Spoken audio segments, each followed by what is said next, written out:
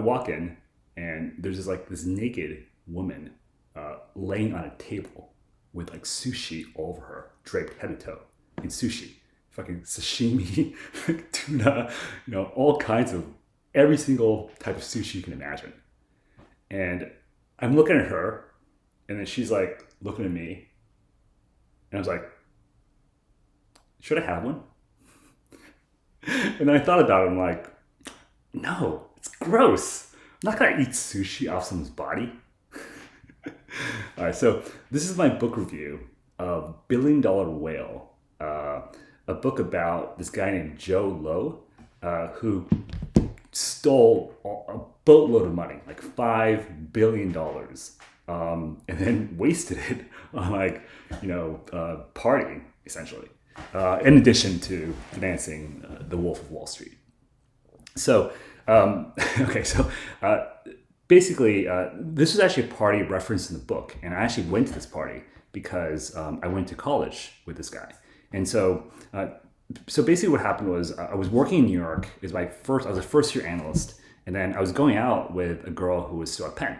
So went to this party, and I was like, you know what, college party, I saw the invite and it was like this guy named Joe Low. I was like, whatever, I'll go back to Penn for it.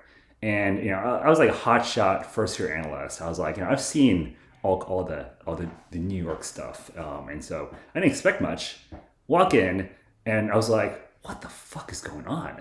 There's like the sushi girl, Cirque du Soleil dancers. There's this guy like blowing fire out of his mouth. And I was like, Jesus, this is crazy.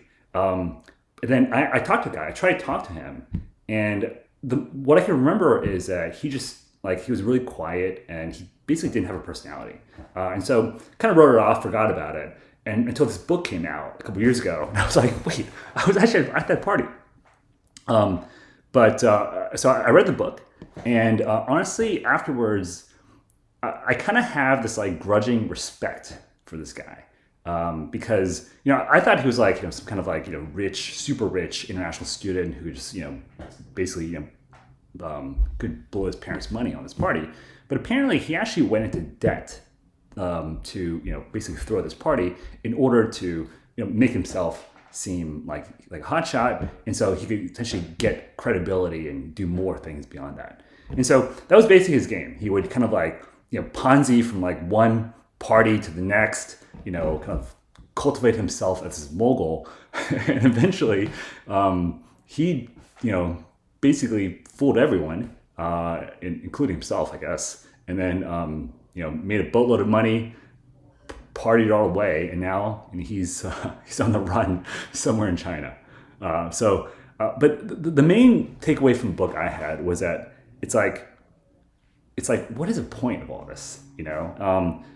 Everyone, all the characters mentioned in the book, these like Middle Eastern sheikhs, these Goldman bankers, these like Malaysian sultans, they were already loaded before all this, and it was just because they were like competing with each other, trying to get more and more status, that they risked their entire reputations, their freedom, because most of them are in jail now or something, and so now they're fucked.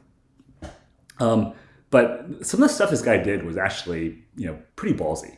Like he would create a shell company in the Seychelles, and he would name it Blackstone, like Blackstone Real Estate Advisors Limited. And so like he was the only person who owned this company. It was like a complete scam.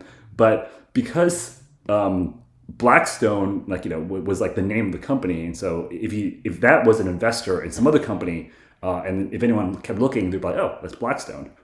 But in reality, it was a complete scam. So, but I think this book also exposes how the finance industry really works. I worked on New York and Hong Kong finance for 9 years. And the reason I got into it was because I wanted to build financial models. I was a dork that loved financial engineering for some reason. And I wanted to, basically create models and that kind of stuff. But the actual path to getting super rich in finance is really about finding rich people, preferably rich people who got a lot of money but aren't that sharp, and then building relationships with them, and then convincing them to let you do what you want with their money. That's basically the game. And so unfortunately, that is a reality, and that's actually why I left, because the way to succeed isn't about being the best in numbers or being the smartest. It's about being the biggest grifter. So I mean, for me, honestly, I'm just really grateful for that finance experience in some way, because I feel like I got it out of my system in my 20s and early 30s. I've done the whole champagne sparkler thing at the club.